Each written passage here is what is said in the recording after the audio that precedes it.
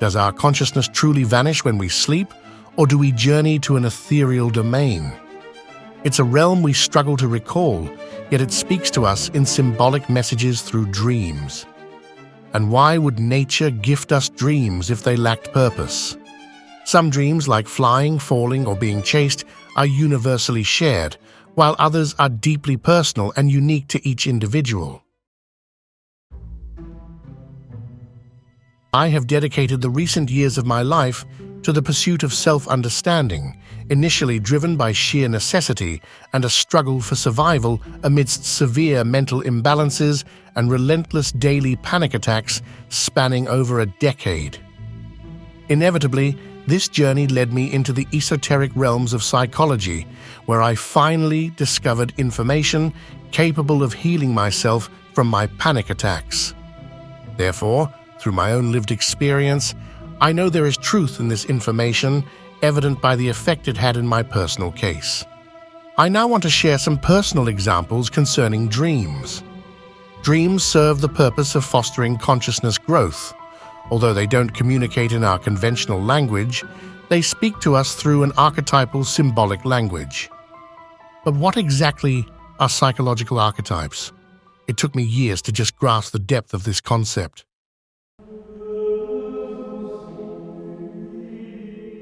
In your waking life, you may not consciously recognize the archetypes at play, but they quietly influence every choice you make and every action you take. For instance, imagine encountering a puppy. For most people, this adorable creature triggers feelings of love and care. However, for some, it may evoke different reactions. Behind these emotional responses lies an archetype, in this case, the nurturing mother archetype. Another common scenario involves interactions with the opposite sex. Picture a man conversing with an attractive woman. Her mere presence naturally triggers emotional responses within him. The driving force behind these emotions is his anime archetype, capable of igniting blind love. However, the peril lies in disregarding this archetype, which can lead to a detachment from reality. Such ignorance steers a man off course, unescapably resulting in emotional suffering. Similarly, for women entangled in toxic relationships, their inner man, the animus archetype, is the causal factor. Women will find themselves emotionally drawn to certain men without comprehending why. This lack of awareness perpetuates harmful relationship dynamics, ultimately leading to emotional chaos. It then becomes crucial to ask yourself, have you truly been yourself in your relationships, or have the psychological archetypes been unconsciously possessing you? Dreams serve as a guide in answering this question. Dreams involving interactions with the opposite sex often convey messages from these psychological archetypes. For instance, dreams of unfaithfulness reflect issues within these inner archetypes that have ultimately led to your current situation in your waking reality. As above, so below. A question then arises, why do some people experience these problems while others do not? The default emotional reactions from your inner archetypes are established during the first 6 to 7 years of your life, known as the formative years. This setting of your archetypes is influenced by the average behavior of the people you spend time with during this period, often your parents. And is that so strange? When you observe babies, you see that they are completely open. Additionally, people do not remember anything from this period because all this information is absorbed into their subconscious. Armed with this information, we can infer that when you dream of someone you know, it's likely one of your psychological archetypes at play behind that person.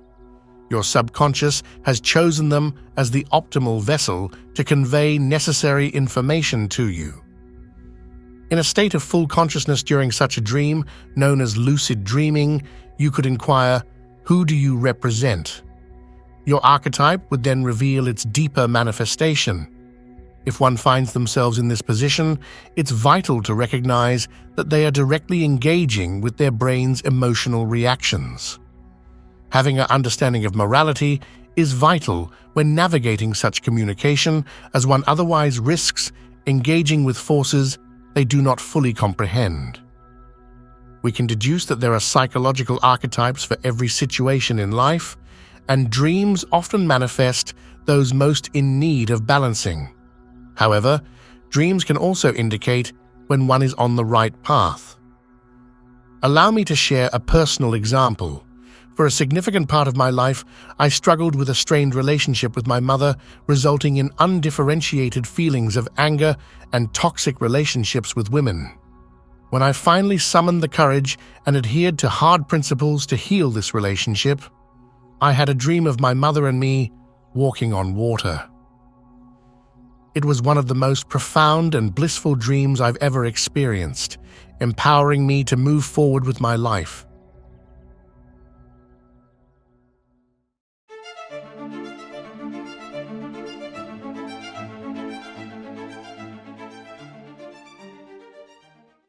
Dreams communicate through symbolism, a universal language revered by ancient cultures worldwide.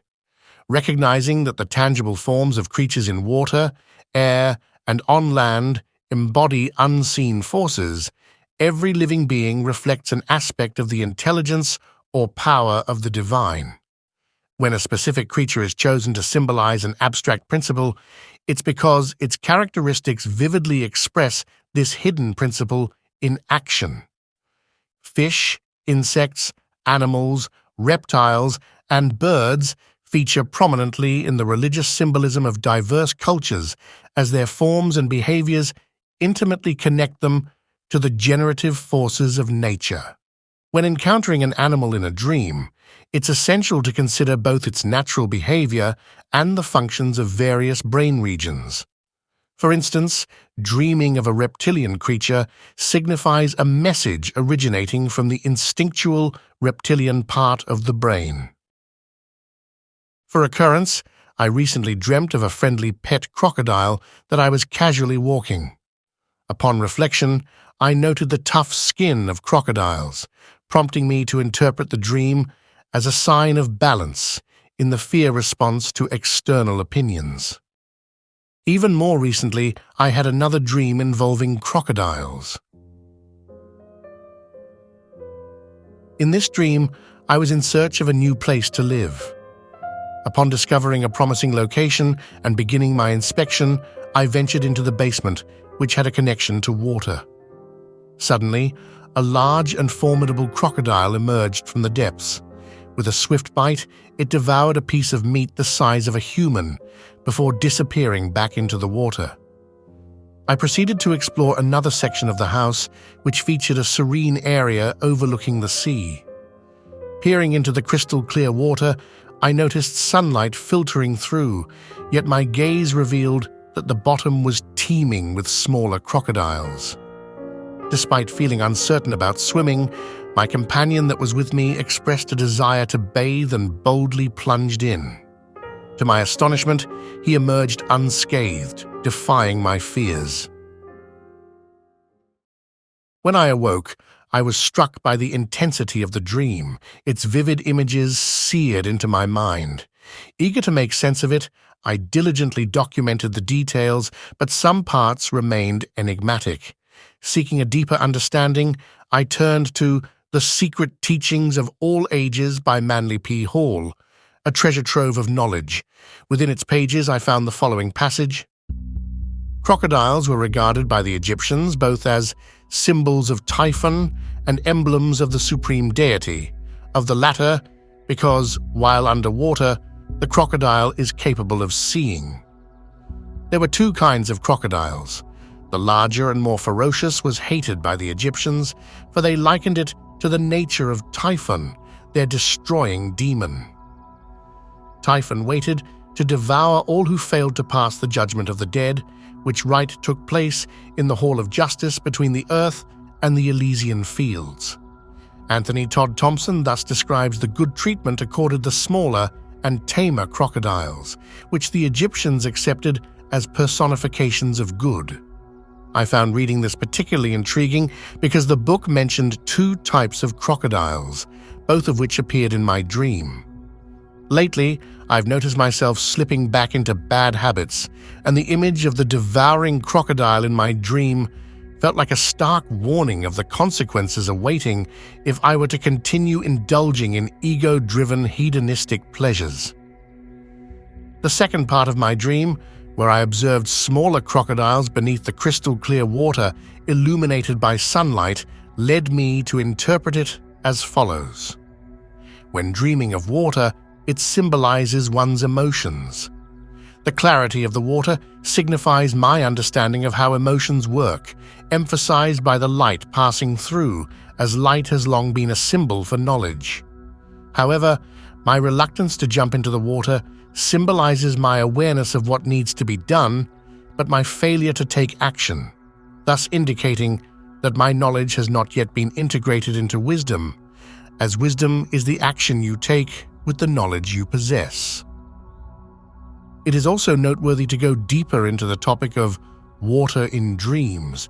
Water is a common theme in dreams, as dreams of drowning or dark, murky water, symbolizing that the person do not understand the universal feminine force of emotions. For example, the whole Bible is written with an esoteric symbolic language. The word esoteric refers to something that is intended for or likely to be understood by only a small number of people with a specialized knowledge or interest.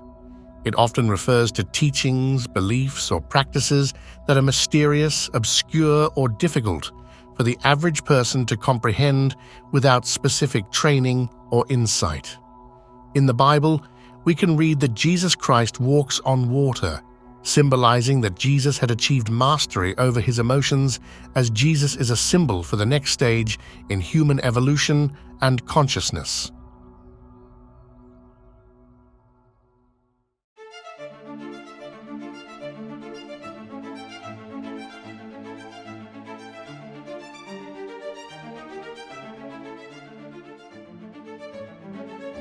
Dreams about serpents or snakes are relatively common and have been documented across various cultures and throughout history. Snakes carry symbolic meanings related to transformation, healing, wisdom, and renewal. Carl Jung writes this on the topic of serpents. Apart from the masculine and feminine principle, I found the serpent as a third principle. It is a stranger to both principles, although it is associated with both. The serpent taught me the unconditional difference in essence between the two principles in me. If I look across from forethinking to pleasure, I first see the deterrent poisonous serpent. If I feel from pleasure across to forethinking, likewise I feel first the cold, cruel serpent. The serpent is the earthly essence of man, of which he is not conscious. Its character changes according to peoples and lands, since it is the mystery that flows to him from the nourishing Earth Mother. The thinker feels the disgust of feeling, since the feeling in him is mainly disgusting. The one who feels thinks the disgust of thinking, since the thinking in him is mainly disgusting. So, the serpent lies between the thinker and the one who feels. They are each other's poison and healing. The serpent guides the psychological journey, seemingly astray into realms of shadows, where both dead and erroneous images reside, but it also leads towards earthly realities, towards concretization. By venturing into the shadows, the serpent assumes the role of the anime, guiding one into the depths and bridging the realms of the above and below. Thus, the serpent embodies the symbol of wisdom. Jung discusses the masculine and feminine principles, which are reflected in the brain's two hemispheres. The left hemisphere governs logical thinking, representing a masculine force, while the right hemisphere generates emotions, embodying a feminine force. From this, we can conclude that when dreaming of serpents symbolizes the current state of balance between the two brain hemispheres. Only by achieving balance between the brain's two hemispheres does the neocortex, the latest evolutionary development in our brains, become dominant, responsible for higher cognitive functions that distinguish humans from animals and plays a pivotal role in our mental abilities. In the Bible, Jesus' virgin birth symbolizes this attainment of balance between the hemispheres, equating the awakening of the neocortex with a virgin birth. Despite the common reaction of fear to serpents, interpreting dreams with snakes as ominous, there lies a deeper message from our subconscious aimed at facilitating our evolution. Serpent symbolism saturates our society. The letter S itself resembles a snake, conjuring a hissing sound upon pronunciation. Moreover, the S was initially selected to symbolize the dollar, often depicted with 2 lines, and the number 2, representing division, reinforces this pervasive association.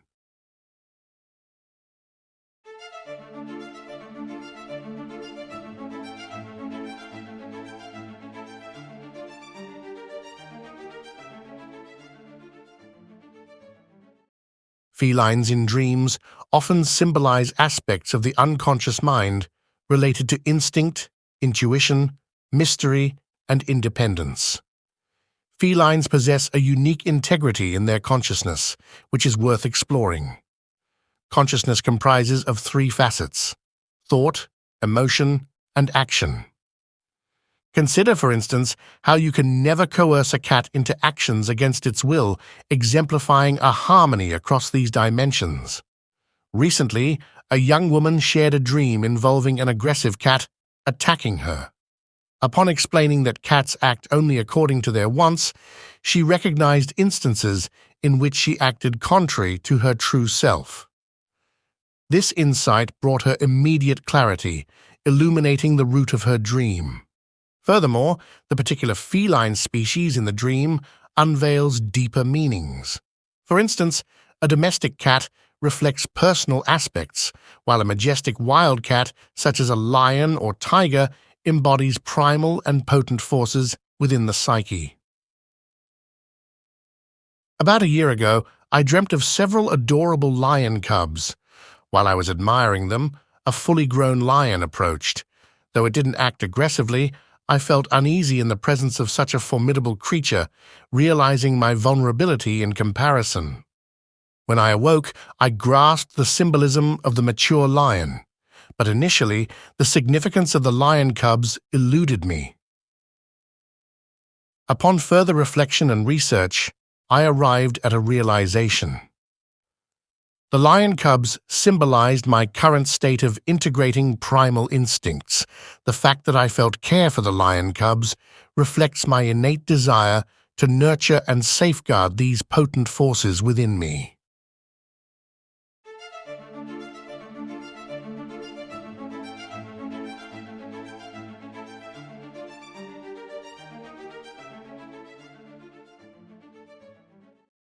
Dogs embody loyalty, symbolizing qualities like trust, devotion, and unconditional love. Depending on the dream's context, they may also represent guardianship, guidance, or the longing for companionship and support in one's life. However, when dreaming of a dog, the dream's context is crucial. Dreams of dogs attacking signify a misdirection of loyalty away from human evolution. For instance, during wartime, blind allegiance to dictators has led to some of humanity's greatest tragedies. Wolves, on the contrary, carry profound and primal symbolism within dreams, embodying instincts, wildness, freedom, and the untamed depths of the psyche. Often associated with the shadow self, they symbolize concealed desires, fears, and suppressed emotions. Dreaming of wolves signifies the imperative to confront and integrate these darker aspects of the self. According to Jung, encountering a wolf in a dream involves embracing one's instincts and tapping into their primal power. It also underscores the need for independence, self-reliance, and the courage to explore uncharted territories of the psyche. In the Secrets teachings, we can read this on the topic of wolves. the wolf is usually associated with the principle of evil because of the mournful discordance of its howl and the viciousness of its nature. In Scandinavian mythology, the Fenris wolf was one of the sons of Loki, the infernal god of the fires. With the temple of Asgard in flames about them, the gods under the command of Odin fought their last great battle against the chaotic forces of evil. With frothing jowls, the Fenris wolf devoured Odin, the father of the gods, and thus destroyed the Odinic universe. Here the Fenris wolf represents those mindless powers of nature that overthrew the primitive creation.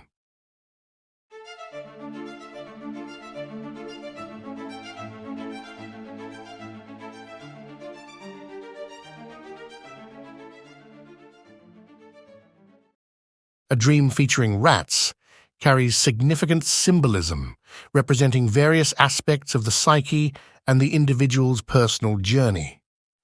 Rats are archetypal symbols that evoke themes of fear, disgust, filth, but also resourcefulness, adaptability, and survival instincts. When older rats come across food they suspect to be tainted with rat poison, they refrain from eating. Instead, they wait for a younger, unsuspecting rat to test it first before indulging themselves, showing no inclination to warn their younger fellow companions of the potential danger. Negative dreams involving rats suggest a dominance of the left logical brain hemisphere in the dreamer, while positive dreams involving rats indicate a balance achieved within the realm of logical brain functions. I'd like to share a personal story about rat symbolism. This experience didn't occur in a dream, but during my first successful contact with the subconscious through active imagination. It happened during a period of my life when I had been struggling with anxiety attacks for over 10 years. I found myself gazing into a burning fire. Captivated by its flickering flames, I delved deeper into the fire's glow. I noticed how the fire cast shadows around me. The interplay of light and darkness became increasingly pronounced until suddenly one of the shadows began to morph into the shape of a large snake. A wave of fear washed over me, the same fear I had spent years trying to escape. But in that moment, a thought emerged within me. If I die today, so be it. As the shadow snake crept towards me, I stood my ground. It began to coil around my body like a python, strangling its prey. As the shadow enveloped me entirely and started to squeeze, I was paralyzed with fear. But with each passing moment, the fear dissipated, and I felt myself becoming more at ease. Then, another thought surfaced. This is nothing. Immediately upon having this thought, the shadow transformed into a fleeing rat. Acting purely on instinct, I seized the rat with my right hand. As I held the rat firmly and observing it, I perceived an incredibly ferocious creature with an insatiable appetite. It became clear to me that this creature had been feeding on my own feelings of panic and anxiety. The rat appeared startled that I had uncovered its presence and that I now held it firmly in my grip. I then confronted the rat, asking, "What do you want with me?" Its response was as cold as freezing ice. "I am done with you for now." Showing no remorse or solace for the years it had spent tormenting me. With that, the rat leaped out of my hand, opened a door, walked through, and cast one last glance in my direction before slamming the door shut.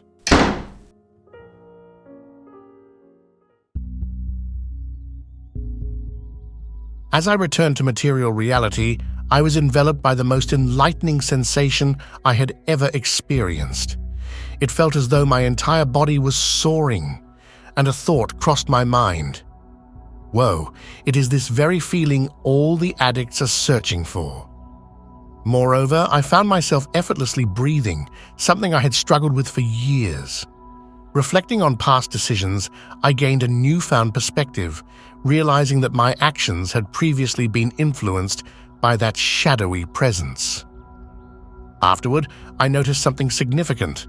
When I meet new people grappling with the same challenges I once faced, I can discern the presence of that shadow rat within them, exerting control.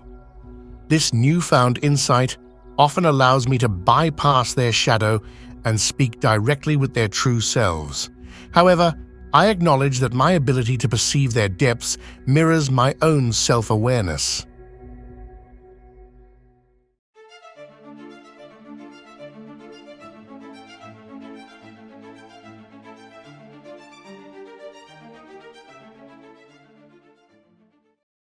Over recent decades, modern culture has been inundated with movies and series featuring vampires, and the potential effects on the Western population can only be speculated.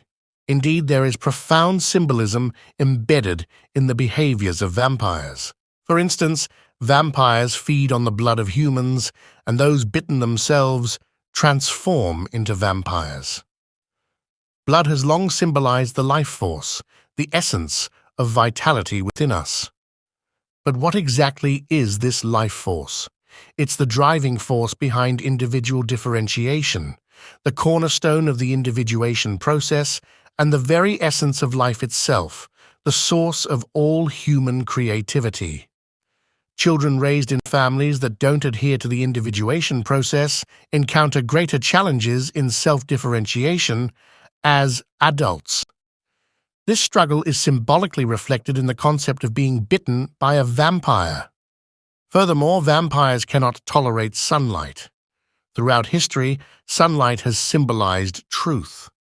Consider how people react when faced with the truth. Don't they often react like a vampire hit by sunlight? I would now like to share one last dream that I had 2 years ago involving vampires. My brother and I are walking along a dark road, aware that we are being pursued. In my right hand, I hold a shotgun, prepared for defense. As we continue on our path, I spot a female vampire lurking behind a bush, poised to ambush us. Despite my awareness of the danger, my brother remains unaware. Drawing closer to the bush, I pretended to be unaware of the danger, concealing my weapon behind my jacket. Suddenly, the vampire lunges at us, but I swiftly reveal the shotgun and dispatch her. However, our victory is short-lived, as we find ourselves surrounded by a horde of vampires. Overwhelmed and outnumbered, they inform us that they intend to escort us to their leaders. As we're presented before their leaders, I'm astonished to find my own family in command. Their demand echoes in the air. Join us. While my brother heeds the call, I stand alone, rejecting any association with vampires. In response, my family casts me out, directing me to a corner. As I walk towards exile, bricks rain down from the darkened sky, piling up before me. Without hesitation, I grab a masonry tool and begin laying the bricks.